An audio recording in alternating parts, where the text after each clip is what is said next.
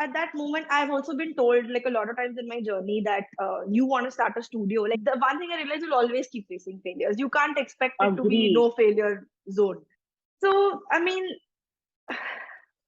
it's been a lot of struggle since the beginning to get everything up and running and functioning, to making it look this seamless 3.5 years down the line. That has happened a lot of times where I have been so tired of rejections again and again and again that I just want to give up. And you go through a phase, okay? Like the first time you face your first 100 rejections, you're like, "Arey, J.K. Rowling also failed, and this one also failed, and then they got that one opportunity, and everything worked out." So you're like, "Okay, fine, I'll listen to some motivational YouTube videos and quotes and stuff, and I'll get through it." That helps in the beginning. That now that I've struggled for 2 years, I will not struggle anymore, which is not true. Which is the whole part about entrepreneurs having balls of steel, right? That balls of steel thing is very smallly written, like it's like a small disclaimer, but it actually means that don't give up.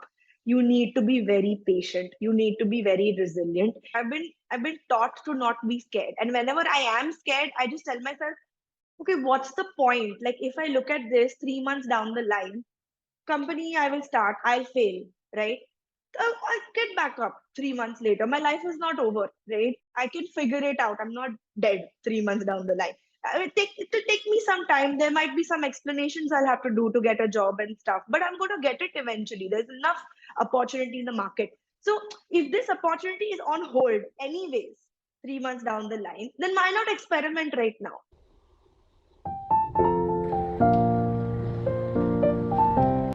Hi everyone and welcome to BehenCode. Today with me is Dishti.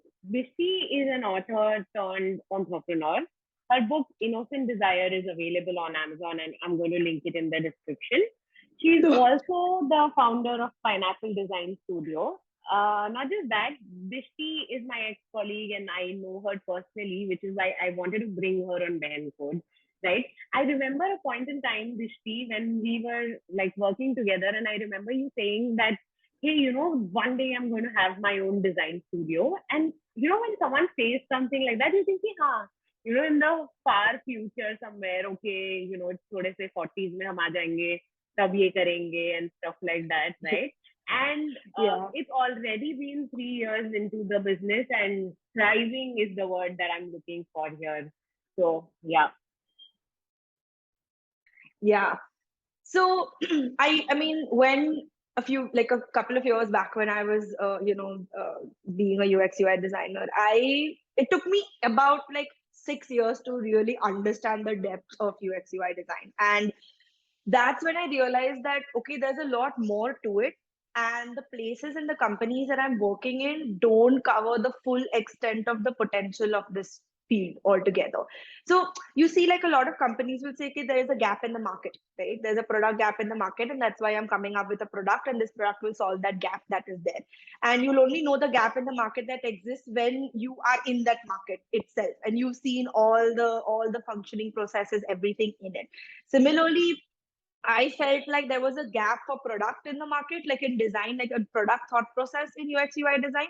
So the last company that I worked in, I was really mentally exerted. Wasn't getting the full potential that I really wanted to tap into.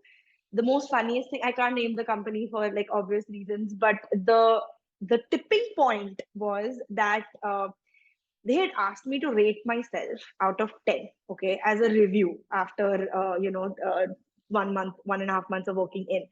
And I was very confident about myself. So I was like, yeah, I'm like probably like a 6 or 7 on 10 to start with. I know I have some, thing to work on, but I'm definitely above 6. And they just looked at me and they went like, do you really think you're a 6? Like, we think you're a 3. And I was baffled Whoa.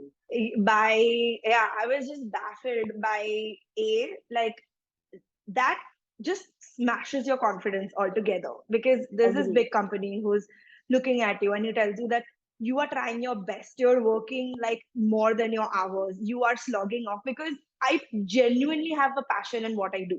So I don't really watch the clock a lot of times. So I do it out of my heart and soul. And it sometimes takes time to learn things also.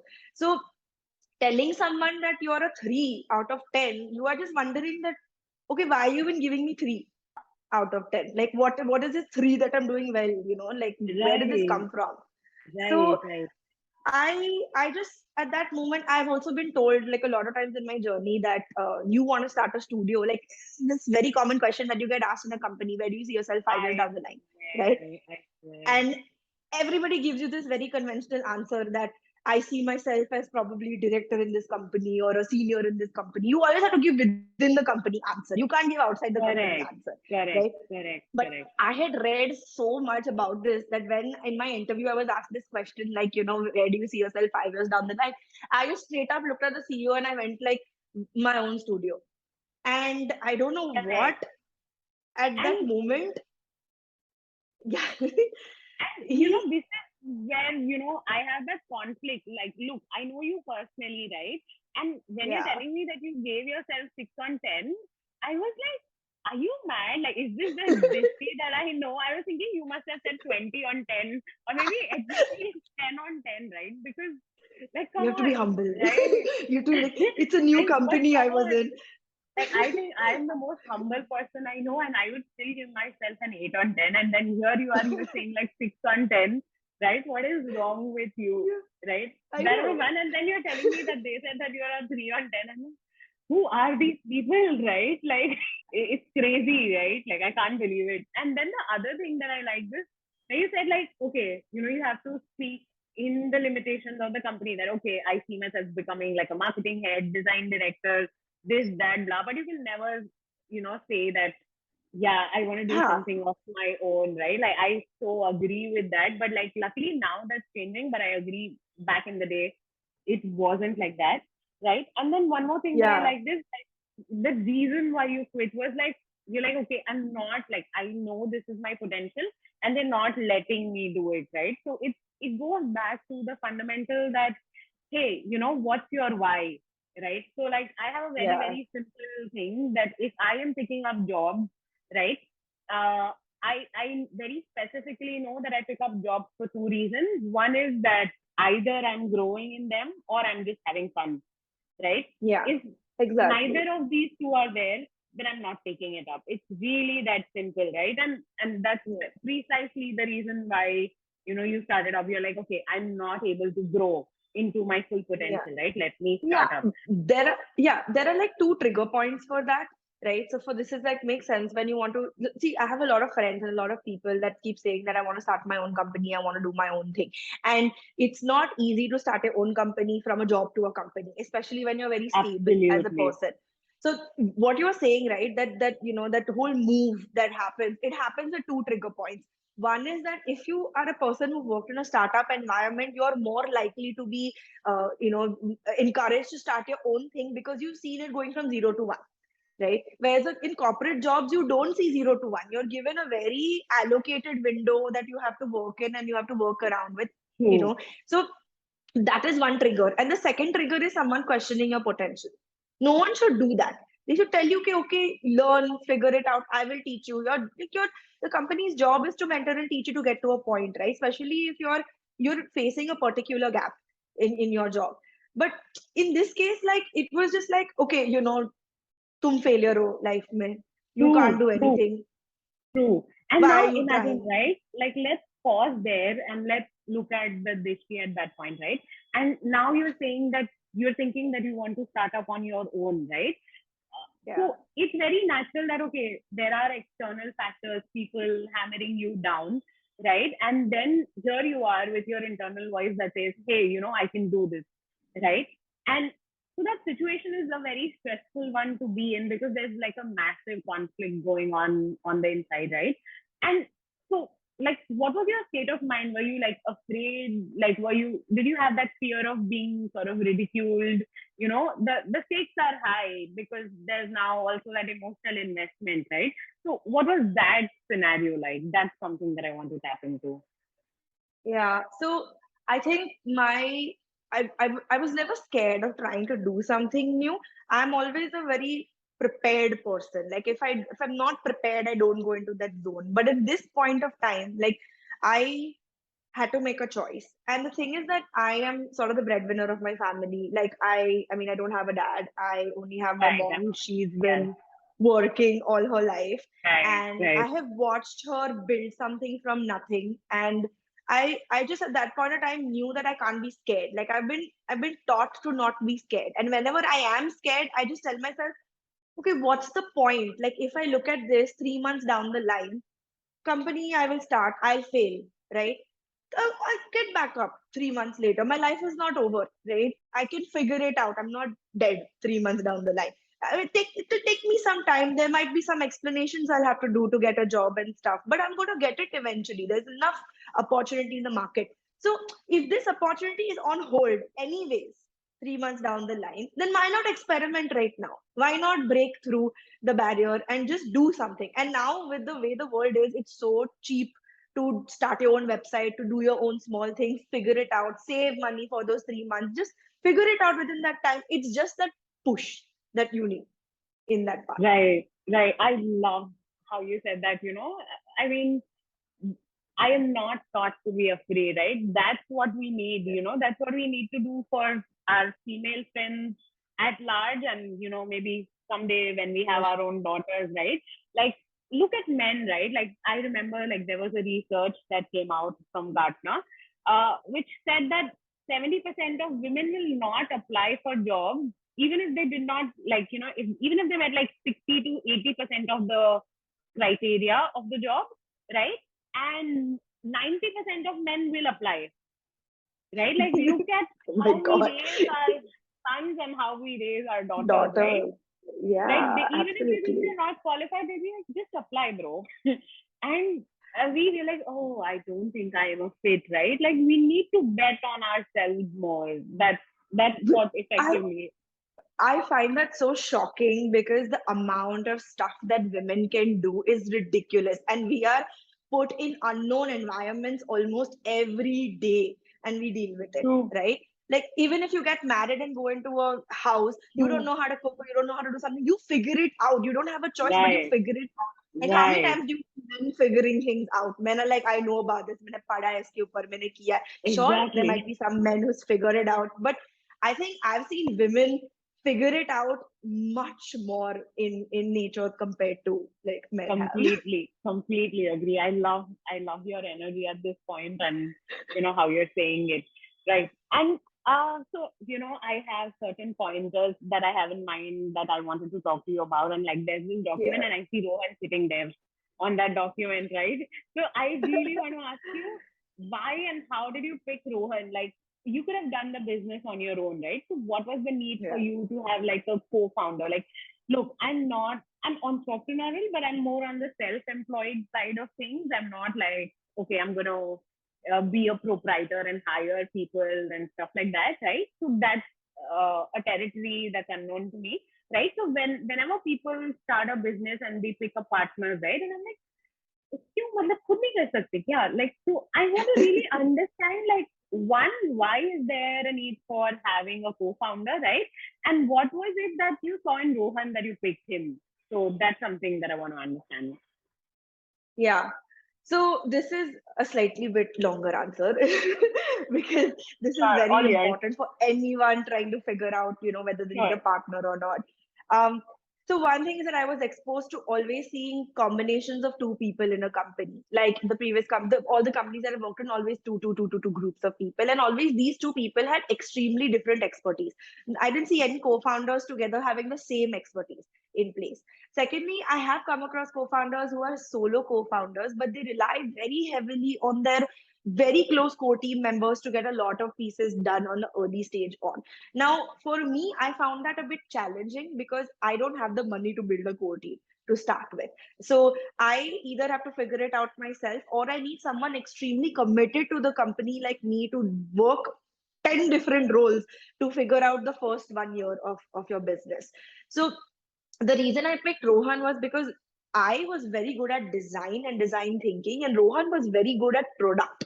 overall. And I wanted to build a product design studio. So I knew that there was an expertise that he had that I didn't have, that if he came in could be combined to make a much more powerful company overall, right? That is one part. The second part is, entrepreneurship is a difficult journey, right? Like I'm going to use some terms that probably going to cut out, but like, you need balls of steel is what people say, right? That's an understatement. It's an understatement. You need a lot. You need to be mentally and emotionally very strong when you're having a business, right? Very and true. and when you talk to your family about your problems, or you talk to your friends about your problems, everyone will listen to the first half part and be like, but you ye kyun nahi kar sakte, wo nahi kyun kar sakte. But that doesn't solve it or help you in any way. Like, you have so many parts of your mental health going haywire when you're running a company. You need for someone to exactly know the kind of problem you're in. You need someone to vent to. You need someone to completely understand your situation. So a co-founder is somebody who is with you on this journey, supports you on that journey, as well as inputs their expertise into the company to help you grow better, stably, and faster overall. So that's why Rohan was very as an important pick, as well as having a co-founder, according to me, is very important when you're having a business. True. Got it. Like that, think of like, your work husband. Like there's legit this term that Yeah. people use. Oh, she's my work wife. Oh, he's my work husband. Right? So I have think of seen it. entrepreneurs calling, like, a male entrepreneur with his male co-founder, calling him his work husband. So You have or you haven't? I You have, have right? literally seen Yeah. that. Yeah.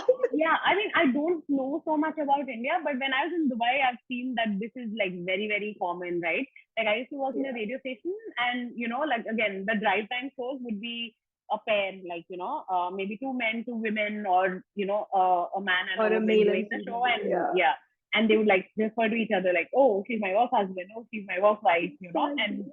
it's very common, but like that's the term that overwhelmingly came to my head. I was like, okay, so they're like work husband and work wife, because like that there's some compatibility that you need to go through Yes. all of those challenges, right?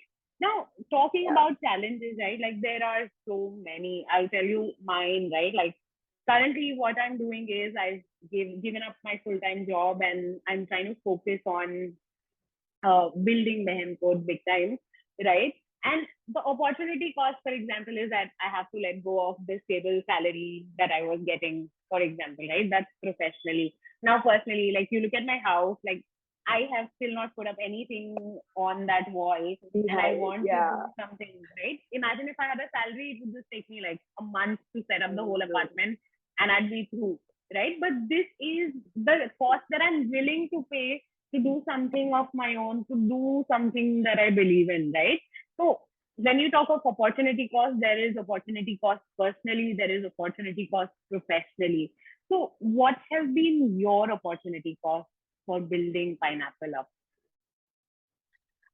So, I mean, it's been a lot of struggle since the beginning to get everything up and running and functioning, to making it look this seamless 3.5 years down the line. Um, Personally, the opportunity cost that I've lost out on is a lot of, like, family time, friend time, a lot of sacrifices that you have to make overall. You kind of, reserve it for when you're more stable or when you're more better. Money wise also, like, the thing is that I've also been very adamant on the steps that I've taken. Like, the first office that we took was 100 square feet office, but I would like refuse to take a space that was difficult to work in, that had a very shitty looking environment, all of that, because being in Mumbai, it is very difficult to find apartments or even like small rooms, etc., to set up your office in. So at the start, I worked from my home for like 3 months. I got so annoyed because that was before COVID. Like, after COVID also, everyone got used to the fact that working from home is normal, but you get tired because you sleep in the same place, you work in the same place, and it becomes extremely exhausting. So I was dying to get an office. I mean, I saved up somehow with the different projects and everything that came in, and then got an office space. Then also, I wanted to do so much in that space, but I had to restrain myself from doing that. Then, that's your professional side of things. Personal side of things, family, friends, all of that. Every year, the bigger the office gets, the more the work gets. something or the other always feels like it's been lost out. But I think somewhere down the line, I've tried to find a very strong balance between it, because I've realized that if you just keep sacrificing, you won't you won't feel happy with what you've been doing and where you are, right? Like, you start with one photo frame behind your wall, right? You feel an achievement, one photo frame hua. I might not be able to get 10, but 1 crore, right? So like, I believe in finding that balance so you don't feel like it's a huge sacrifice that takes place. Wow, I love that. Like, it's so true. Like, right, you have to figure out, okay, like this is the level of cost that I'm ready to pay, but beyond this, I'm okay to, spend some bucks and get this because I know the joy that it brings to me. Like, I love that idea, right? Exactly.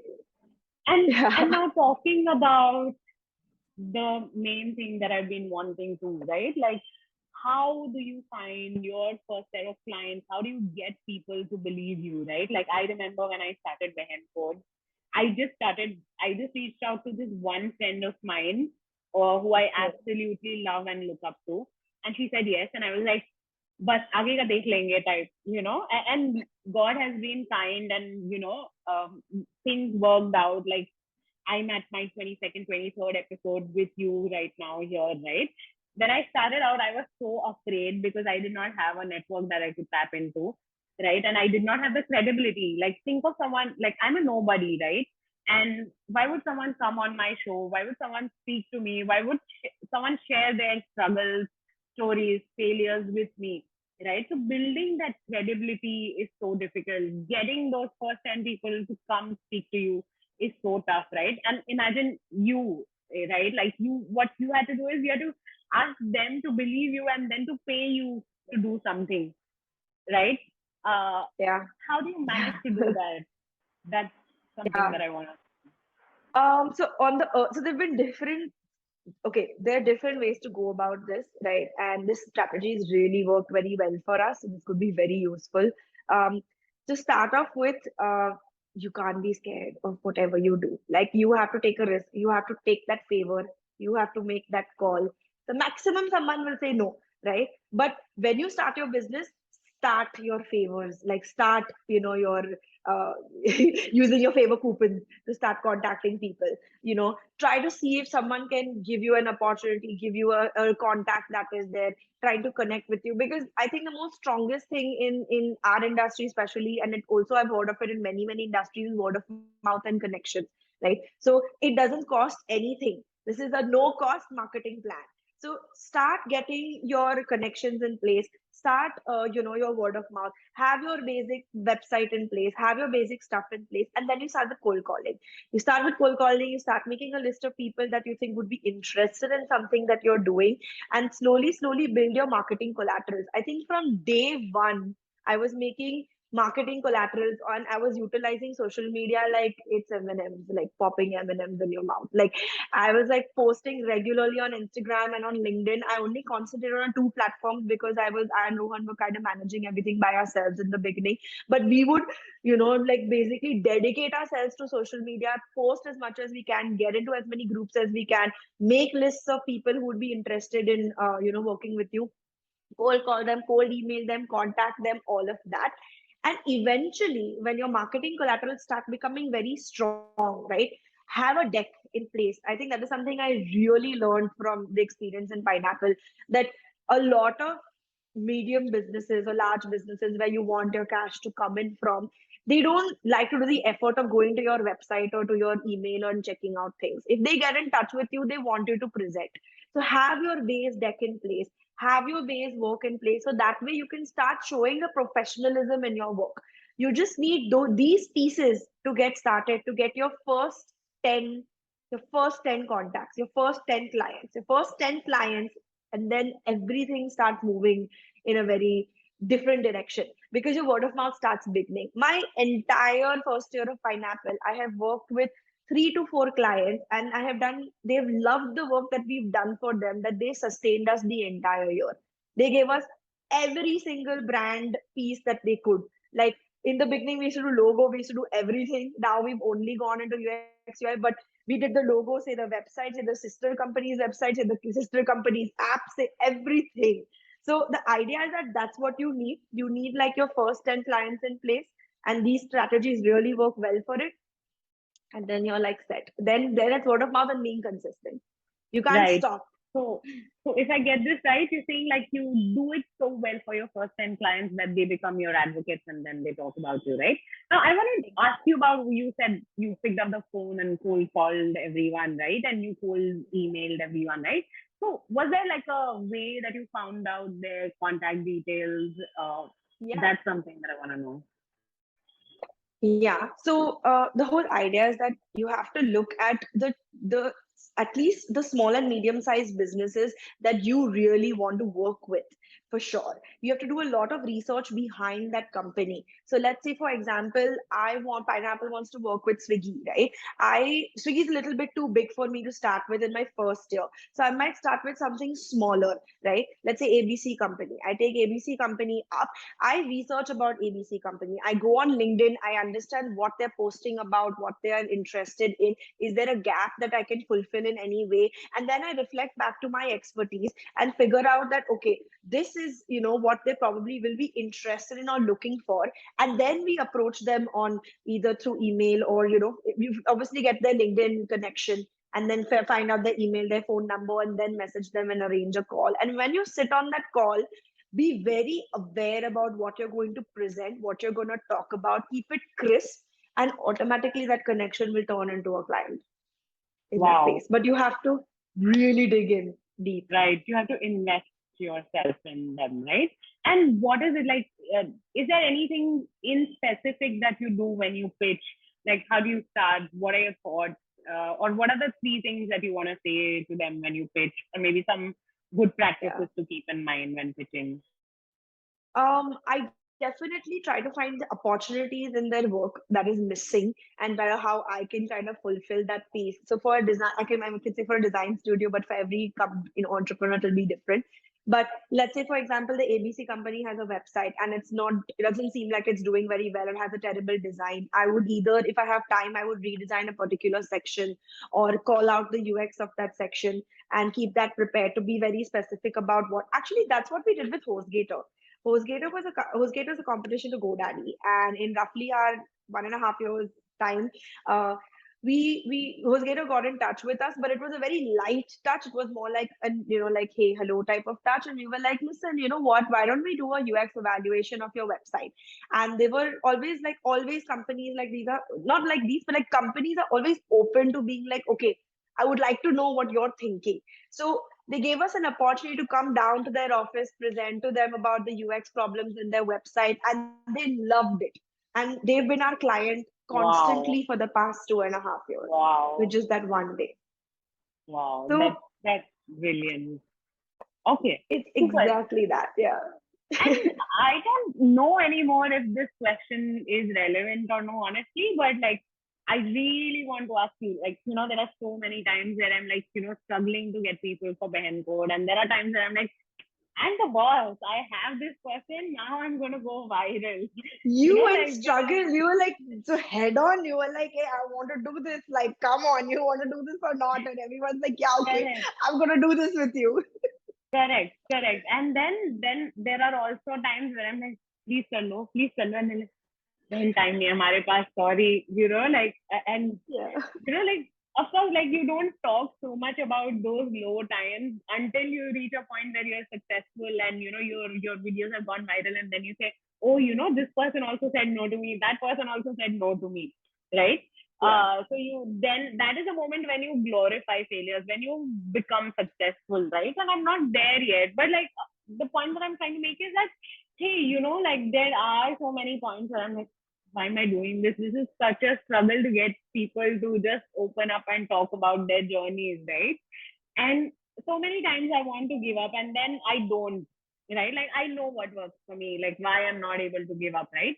So is there any point in your entrepreneurial journey where you thought like, why am I doing this? What am I doing? Like I just want to give up. I want to just shut my business and go back to a job and get like a salary and that's it. Yeah. So I mean, that has happened a lot of times where I have been so tired of rejections again and again and again that I just want to give up.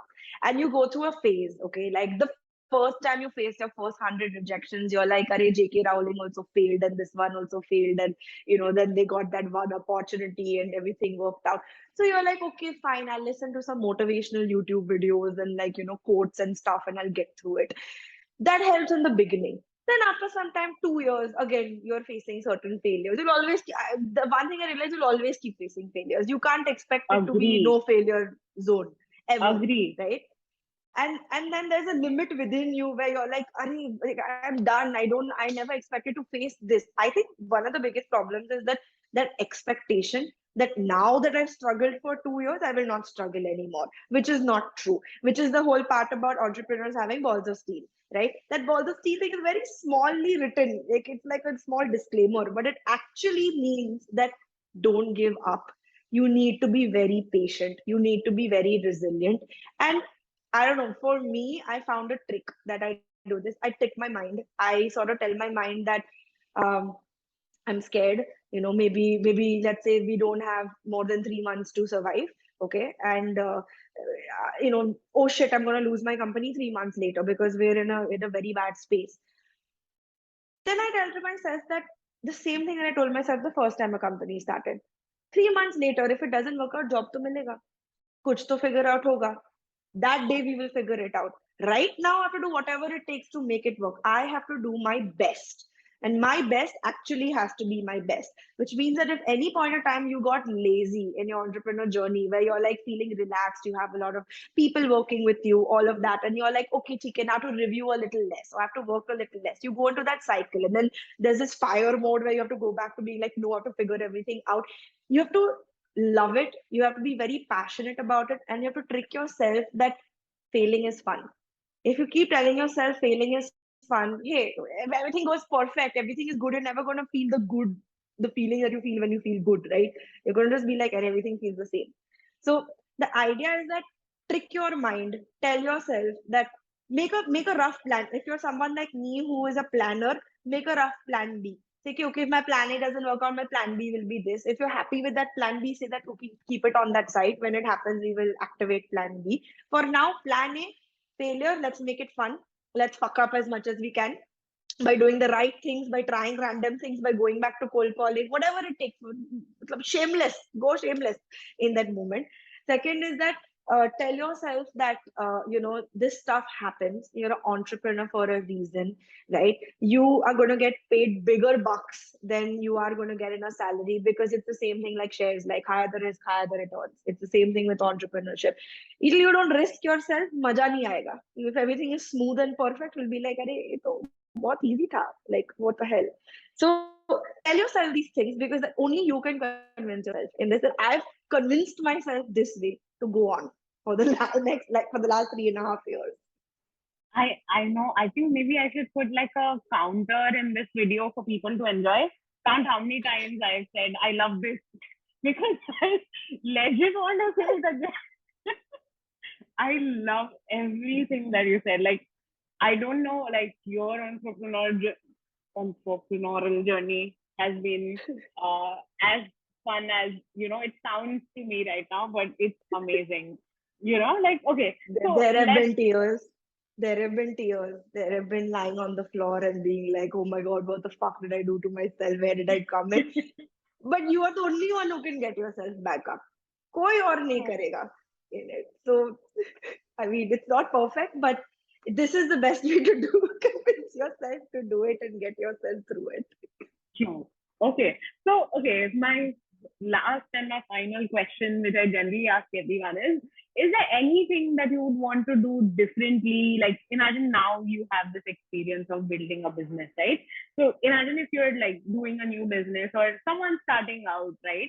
So, what would you go back and tell that from 3 years ago that, hey, do this or do that? Because now you have more wisdom, right? Or imagine someone Yeah. starting out asking you for advice. Like, what are the 2, 3 things that work for you that you want to do differently or you'll ask them to do? Yeah. Okay. So the most important thing is that I started Pineapple with only 5,000 rupees. Okay. That's not a lot of money. So if I can start a business with only 5,000 bucks and reach in 3.5 years, the biggest lesson is just start it. That is the hardest thing you will ever do in your life is start it. Even if you don't want to leave your job fully, partially keep a part-time position if you want. Starting is the hardest part of business. Everything else is extremely natural to you after that, because then you're just in work mode. You're just like ye karo, wo karo, and your days will pass and your company will grow. So one is that just get started. Secondly is that really make sure that you are mentally and emotionally strong as a person, right? Because if you are not strong and you have too many dependents that you depend on for emotional strength, you will feel very drained as a person, because you might sometimes not get the advice you want to hear, right? A lot of times, like someone might say that nahi hota hai to chhod do na yaar, why are you doing it if you can't do it, right? Then at that Right. point of time, if you aren't strong, you will listen and you will stop at that point. So that's why it's very important for you to be emotionally very strong, mentally very strong in running a business. Right. And I'm yeah, gonna pause you because I want to know, how did you get yourself to that point? Like, was there anything that you told yourself specifically? yeah. Um, I told myself that you know I got myself into this. I really wanted to do this. I'm really young, but the reason I don't keep saying that I want like young people should do this, because I also believe that if I'm 50 years old and I that thing clicks in me, I'll start a business at 50 also. So age is not a limit in any way. But for me, it was sort of an additional factor, because I realized, and also the industry, right? Today's day and age, because of the internet and the world, if you take a sabbatical, you take a break, you make an experiment, it adds to your resume. It doesn't look like a questionable thing in your resume, right? You can start a business and fail in 3 months and you will still get a higher salary and a higher opportunity for even taking a risk like this in the first place. So the industry is so supportive, right? The world is so supportive. The internet is so supportive, and we have so much of knowledge freely available to us. Then nothing should ideally, make you feel like, oh no, I'm stuck now. What do? I don't have a business degree, or I don't have this degree with me. How will I do it?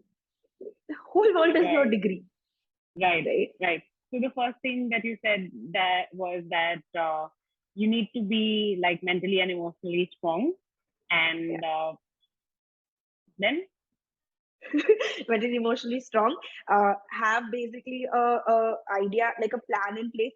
Know your interests also. Like for example, I knew that I wanted to solve product and UX/UI design, right? There are a lot of people who will know, okay, I'm really good at this. I'm a specialization. I have my own specialization. I have in this. You can you do wonders when you know what your passion is. So have a very strong passion in place when you're starting your company. Know your reasoning very well for doing it, because that will carry you forward beyond all your competition, everything, right? Like you can't be like, very common example, and I had this discussion with Rohan a lot of times.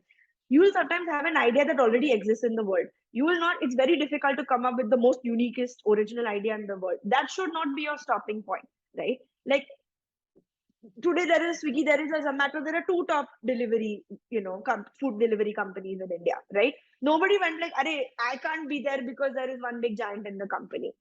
Same, right, with other brands. The idea is that don't restrict yourself thinking that already this has been solved, or already I don't see a product market gap. Look at your uniqueness, your strength, your passion, because nobody, there's only one of you in the world, nobody else. What right. you can do, Right. nobody else can. I love this. I told you I just I'm gonna make like a fun video. I'm gonna like put a counter Shorts. on. Oh, I love this.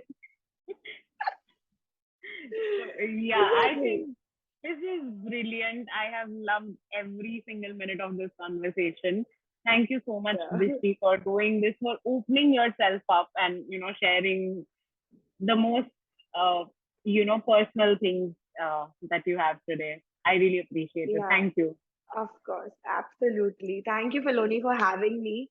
I'm so excited to do the podcast, and I'm so glad to have been here today on your platform. And for the women out there, we need more women, vote like pitching for other women and telling them that, bro, if no one can do it, you can definitely do it. So Absolutely. agree.